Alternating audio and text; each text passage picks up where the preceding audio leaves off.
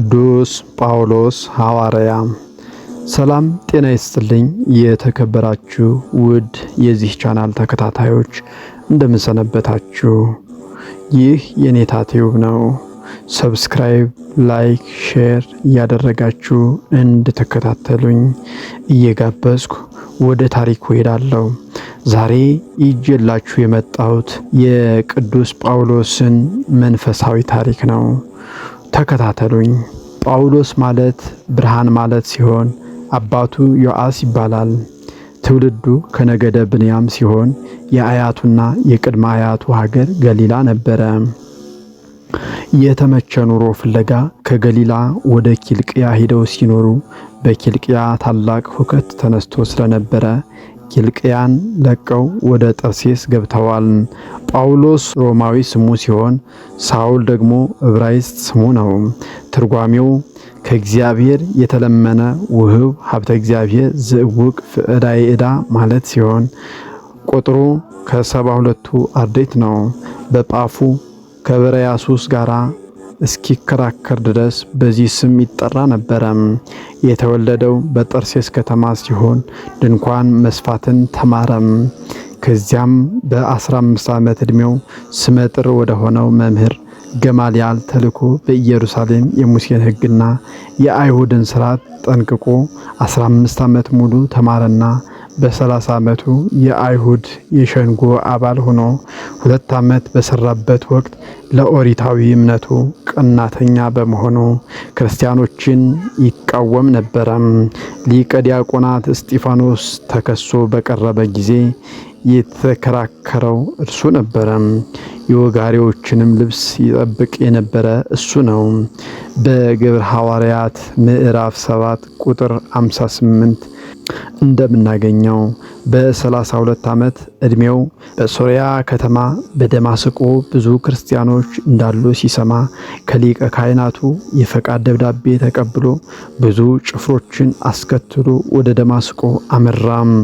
ወደ ከተማዋ ለመድረስ ጥቂት ሲቀረው ከሰማይ የወረደ የመብረቅ ብርሃን አካባቢውን አለበሰው።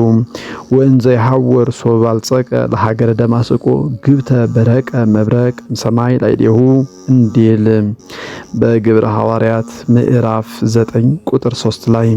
ከዚያም ሳውል ሳውል ለምን ታሳድደኛለህ የሚል ድምፅ ሰማ። ጳውሎስም ጌታዬ ሆይ ማነህ አለ።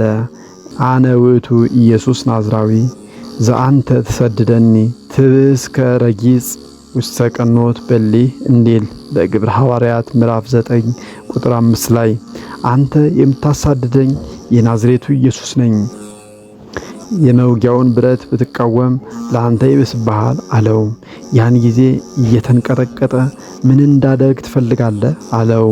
ወደ ደማስቆ እንዲገባ ተናገረው።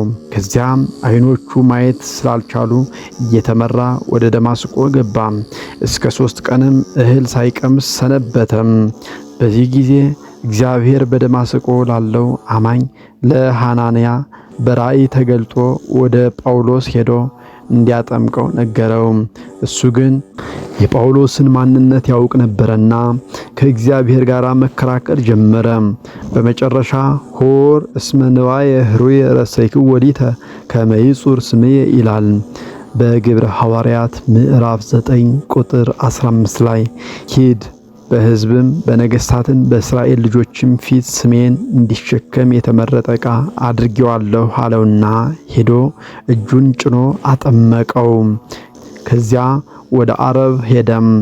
ወደ አረብ ሀገር ሄዶ 3 ዓመት ቆይቶ ወደ ደማስቆ ተመለሰም። ከዚያ በፊት ያሳድደው የነበረውን ኢየሱስን ሲሰብክ በመስማታቸው አይሁድ ተነሱበት። ክርስቲያኖችም ከፎቅ በቅርጫት አውርደው በሌሊት ክርስቲያኖችም ተነሱበት። ክርስቲያኖችም ከፎቅ በቅርጫት አውርደው በሌሊት አስወጥተው ወደ ኢየሩሳሌም ሰደዱት። ኢየሩሳሌም ሲደርስ 2 አይነት ችግር ገጠመው። አንደኛ አይሁድ እንደሚያውቁት ሆኖ ስላላገኙት፣ ሁለተኛ የጳውሎስን መመለስ ሐዋርያት ሊያምኑ አልቻሉም። በዚህ ሲቸገር በርናባስ ወስዶ ጌታ በመንገድ እንደተገለጠለትና እንዳሳመነው በሐናንያም እጅ እንደተጠመቀ ነግሮ ሐዋርያት እንዲያምኑት አደረገም። ስለዚህ ከተማዋን ትቶ በቂሳሪያ በኩል አድርጎ ወደ ትውልድ ሀገሩ ወደ ጠርሴስ ገብቶ 9 ዓመት ተቀመጠም። ከዚያም በመጀመሪያ ጉዞ ከበርናባስ ጋር ለስብከት ወጡ። በዚህ ጉዞ ወደ 2000 ኪሎ ሜትር የሚደርስ መንገድ በእግሩ ተጉዟል። ይህም በ36 ዓመተ ምህረት ሲሆን የተሰበኩ ሀገሮችም የሚከተሉት ናቸው። እነርሱም አንደኛ ሲሊንውቅያ፣ ሁለተኛ ቆጵሮስ፣ ሶስተኛ ስልማና፣ አራተኛ ጳፉ፣ አምስተኛ ጵንፍልያ፣ ስድስተኛ ኢጣሊያ ወይንም ኢጣሊያ፣ ሰባተኛ ጰርጌን፣ ስምንተኛ ገላትያ፣ ዘጠነኛ ጵስድያ፣ 10ኛ ኢቆንዮን፣ 11ኛ ሊቃኦን፣ 12ኛ ልስጥራ፣ 13ኛ ደርቤን፣ 14ኛ አንጾኪያ ናቸው። በዚህ ጉዞ በጳፉ በርያሱስ የሚባል አንድ ስራየኛ ሰው አገኙ። እሱም ሰርጊዮስ ጳውሎስ ከሚባል ሀገረ ገዢ ጋር ይኖር ነበረ። ይህ ሰርጊዮስ ጳውሎስ የእግዚአብሔርን ቃል ሲሰማ በርናባስና ሳውልን ወደ እርሱ ጠራቸው። በዚህ ጊዜ ሌላ ስሙ ኤልማስ የተባለ በርያሱስ ሰርጊዮስ ጳውሎስ እንዳያምን ፈልጎ ተከራከራቸው። በዚህ ጊዜ በሳውል መንፈስ ቅዱስ መላበትና ኦ ጽጉበ ኃጢአት ወኩላ እከይ ወሉ ለሰይጣን ጸራ ለኩላ ጽድቅ እንዴል በግብረ ሐዋርያት ምዕራፍ 13 ቁጥር 10 ላይ ይህም ማለት የሰይጣን ልጅ የጽድቅ ጠላት ቀናውን እያጣመም ተው ብትባል እምቢ አለ። እነሆ እስከ ዕድሜ ልክህ ትታወራለህ፣ ፀሐይንም አታይም አለው። ወዲያውኑም ታወረና ጨለማ ዋጠው። ሀገረ ገዢውም ደነገጠና አመነ። ይህ ስም ለኔ አይገባም ጳውሎስ ተባል ብሎ ሰርጊዮስ ስሙን ሸልሞታል። በልስጥራንም እግሩ የሰለለ አንድ ሰው አየና ተነስተ ቁም ብሎ ፈውሶታል። በበነጋውም ከበርናባስ ጋር ወደ ደርቤን ሄዶ አስተማረ። ወደ መቄዶንያም አለፈ። በዚያም ጋኔን የሚጥላትን ሴት ፈወሳት። በመጀመሪያውም ጉዞ ማርቆስ አብሮት ተጉዞ ነበረ። ጵንፍልያ ከተማ ሲደርስ እናቴ ናፈቀችኝ ስላለ አጎቱ በርናባስ ወደ ኢየሩሳሌም ከተማ ይዞት ተመለሰ። ስለዚህ ሲላስን ይዞ ወደ ኪልቅያ ሶርያ ሲጓዝ በርናባስ ደግሞ የወንድሙ ወይንም ያጎቱ የአርስጦቦሎስን ልጅ ማርቆስን አስከትሎ ወደ ማርቆስ ሄደም። ሁለተኛው ጉዞ በ50 ዓመተ ምህረት ሲሆን የተጓዘባቸውና ያስተማራቸውም ሀገሮች የሚከተሉት ናቸው። ደርቢያ፣ ልስጥራ፣ ፍልግያ፣ ገላትያ፣ ሚስያ፣ ጢሮአዳ፣ ተሰሎንቄ፣ በርያ፣ ቴና፣ ቆሮንቶስ፣ አንክራኦስ፣ ኤፌሶን፣ ቂሳርያ፣ አንጾኪያ፣ ኢየሩሳሌም ናቸው። ከዚህም ጢሞቴዎስን በልስጥራ ያገኘው ሲሆን ሃሎ በምትባል ሀገር እናቱን ከሞት አስነሳለት። ስሟም በድሮና ትባላለች። በዚህ ምክንያት በዚያ ያሉ አሕዛብ ይዘው ለጣዖት ሊሰዉት ፈለጉና በሚነድ እሳት ውስጥ ጨመሩት። እሱም በትምህርተ መስቀል እጆቹን ዘርግቶ ማለደላቸው። አሕዛብም ተደንቀው ከእሳት እንዲወጣ ለመኑት። ምንም ምን ሳይነካው ወጣ። የሀገሩ ሹም አርስጦጥስም አመነ። 7 የጣዖት ካህናት ግን ሸሽተው ተሰወሩም። በዚህ ጊዜ በጭላት አምሳል የተቀረጸውን ምስል ቢጠራው በአንበሳ ምሳሌ መጥቶ ከጳውሎስ ፊት ቆመ። እሱም ካህናቶች ወዴት አሉ አለው። ጌታዬ እስክነግርህ ጥቂት ታገሰኝ አለና ሄዶ አንዱን አንገቱን በአፉ ይዞ እየጎተተ አመጣና እንደ በድን በአደባባይ ጣለው። ከዚያ ሁሉን እየጎተተ አምጥቶ ጣላቸው። ሕዝቡ ሊገድሏቸው ባሰቡ ጊዜ ዛሬ በዚህች ከተማ ማዳን እንጂ መግደል አያስፈልግም ብሎ ሁሉንም አሳምኖ አጥምቋቸዋል። ከዚያም አካ በምትባል ሀገር ስክንጥስ ከሚባል ደቀ መዝሙሩ ጋር ይዘው ብዙ ስቃይ ካሰቃዩአቸው በኋላ ከሁለት በሬዎቹ ጋር አስረው በሿፌ ድንጋይ ሲያስጎትቷቸው በሬዎቹና የሚያስጎትቷቸው ሰዎች ድንጋይ ሆኑ። በዚህ ጊዜ መኮንኑ ሰምቶ በጳውሎስ ላይ ተቆጥቶ አንተ እስራኤኛ ሰው አሰቃይሃለሁ ብሎ ሁለት በበሬ አምሳል የተሰሩ ቀፎች ሙጫ ቀላቅሎ እነሱን በውስጥ አድርገው በእሳት ምድጃ ውስጥ 3 ቀንና 3 ሌሊት እሳት አነደዱባቸው። ጌታችንም እሳቱ ከተማዋን እንዲከባት አደረገም። ያን ጊዜ ሕዝቡ ጮሆ ተጨነቁ። መዳን ከፈለጋችሁ ተሰብሰቡ የሚል ድምፅ ከሰማይ መጣ። ያን ጊዜ ጳውሎስ ወደ በረሃ አሰናብቶት የነበረው አንበሳ መጥቶ በኢየሱስ ክርስቶስ እመኑ እያለ ጮህና ከተጣሉበት ውጡ አላቸው። እነርሱም ያለምንም ቃጠሎ በሰላም ወጡ። ሕዝቡም በቀኖና ሃይማኖት ስላመኑ ስንክጥስን ሹሞላቸው ሄደም። ከዚያ ከፊልጶስ ጋር እጁንና እግሩን በብረት ችንካር ተቸንክሮ በተለያዩ ቅመሞችና በእሳት ሲሰቃይ ጌታችን ከመከራው አድኖታል። ሶስተኛው ጉዞ በ94 ዓመተ ምህረት የተካሄደ ሲሆን ያመኑ ሀገሮች የሚከተሉት ናቸው። ገላትያ፣ ፍርግያ፣ ኤፌሶን፣ መቃዶን፣ ፊልጵስዩስ፣ ቆሮንቶስ፣ ጤሮአዳ፣ አሶን፣ መሊጦንያ፣ ትሮጊሊዩም፣ መስጠቆስ፣ ሩድ፣ ጳጥራ፣ ጢሮስ፣ ቂሳሪያ፣ ኢየሩሳሌም፣ ዳጥራ ናቸው። በእነዚህ ጉዞ ከተለያዩ ሀገሮች ያሰባሰበውን እርዳታ ለኢየሩሳሌም ቤተክርስቲያን በመያዝ ሶስተኛው ጉዞውን አጠናቆ ኢየሩሳሌም ገባ። በዚህ ጊዜ የፋሲካ በዓል ስለነበረ ከልዩ ልዩ ሀገሮች የተሰበሰቡ ሲያዩት ታላቅ ተቃውሞ አነሱበት። እሱም ተቃውሟቸውን ለመግታት ቤተ መቅደስ ገብቶ የአይሁድን የመንጻት ሥርዓት ጀመረ። ነገር ግን ከኤፌሶን ያስከተለውን ጵሮፊሞስን ያስገባው መስሏቸው ተቃውሟቸው በረታም። ወታው ከሀገር ወሮጹ ኩሉ ሕዝብ ወሰሃብዎ ለጳውሎስ ወአውጽእዎ ምኵራብ እንዲል በግብረ ሐዋርያት ምዕራፍ 21 ቁጥር 29 ላይ ሕዝቡም ሮጠው ጳውሎስን ከምኵራብ ጎትተው አወጡትና ደጅ ቆለፉበት።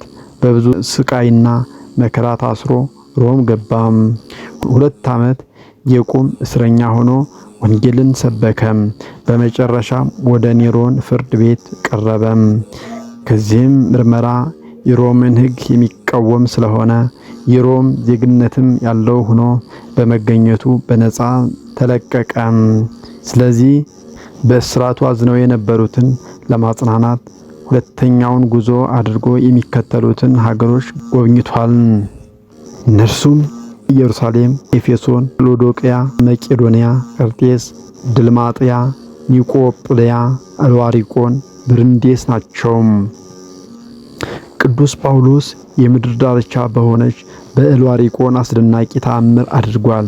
መጋቢት 29 ወደ ሀገሯ በደረሰ ጊዜ ከሀገራቸው በር ላይ ሀገር ጠባቂ የሚባል በጠልሰም ምስል የተቀረጸ በሀገሩ ቅርጽ ላይ ተቀምጧል። እንግዳ ሰው ሲያይ በላዩ ያደረ ርኩስ መንፈስ እንደ ነጎድጓድ ይጮሃል። 300 ምዕራፍ የሚሆን ገርጋ የሚባል ባህር ማይበሉ ይናወጣል። በዚህ ጊዜ የመጣውን እንግዳ መጥተው ይገድሉታል። ይህ ሕጋቸው ነበረ። ጳውሎስም ወደ እልዋሪቆን መጋቢት 27 ቀን በመጀመሪያ ሲደርስ ጮኸም። ያን ጊዜ ከንጉሳቸው ጋር የጦር መሳሪያ ይዘው መጡ።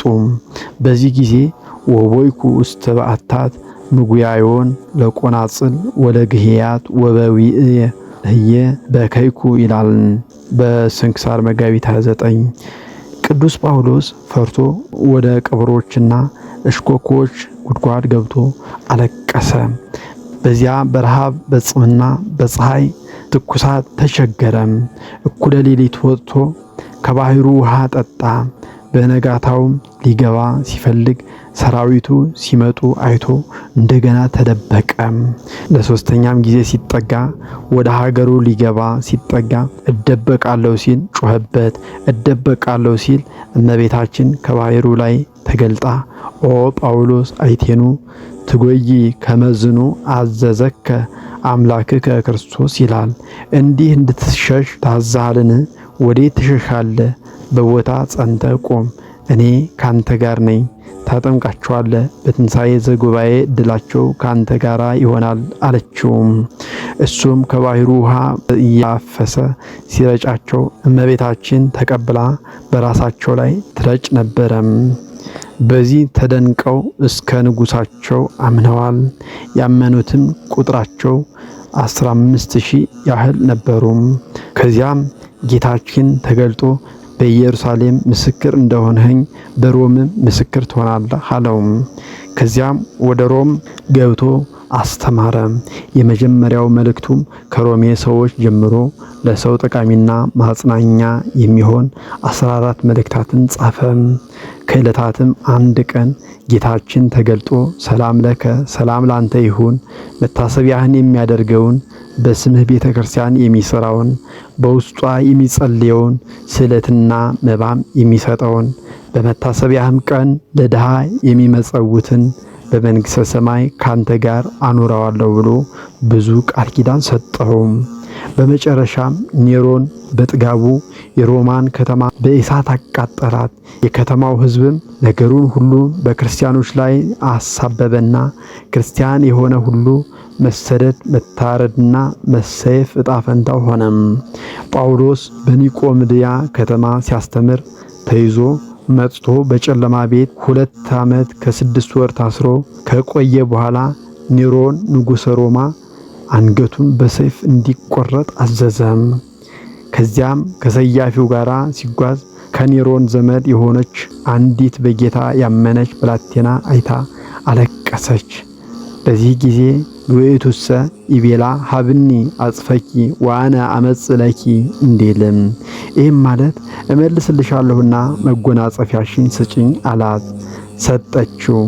ሰያፊውም የጳውሎስን ራስ ቆርጦ በዚያች ብላቴና መጎናጸፊያ እንደተሸፈነ ጣለውና ለንጉሡ ሊነግረው ሲመለስ ወረከበቶ ይእቲ ብእሲት ወትቤሎ አይቲ ያሎ ውእቱ ጳውሎስ ይላል። ጳውሎስ የታለ አለችው። በተሸፈነበት ቦታ በመጎናጸፊያሽ ወድቋል አላት። እሷም ዋሸ። አሁን ጴጥሮስና ጳውሎስ ልብሰ መንግሥት ለብሰው ዓይን የሚበዘብዝ የዕንቁ አክሊል አድርገው በዚህ መጎናጸፊያዬን ሰጥተውኝ ሄዱ ብላ አሳየችው። በዚህ ተገርመው እሱና አብረውት የነበሩት ሁሉ በጌታ አመኑ። እሱም ሩጫውን ፈጽሞ በኦስትያ መንገድ አጠገብ አንገቱን ተሰይፎ አረፈም። የእረፍቱ መታሰቢያ ሐምሌ 5 ቀን ነው። ይህንን የኔታቲዩ ሰብስክራይብና ላይክ ሼር እያደረጋችሁ ቤተሰብ እንድትሆኑ ላለው አነሳስቶ ላጀመረን አስጀምሮ ላስፈጸመን ለልዑል እግዚአብሔር ክብር ምስጋና ይሁን ለዘላለሙ አሜን።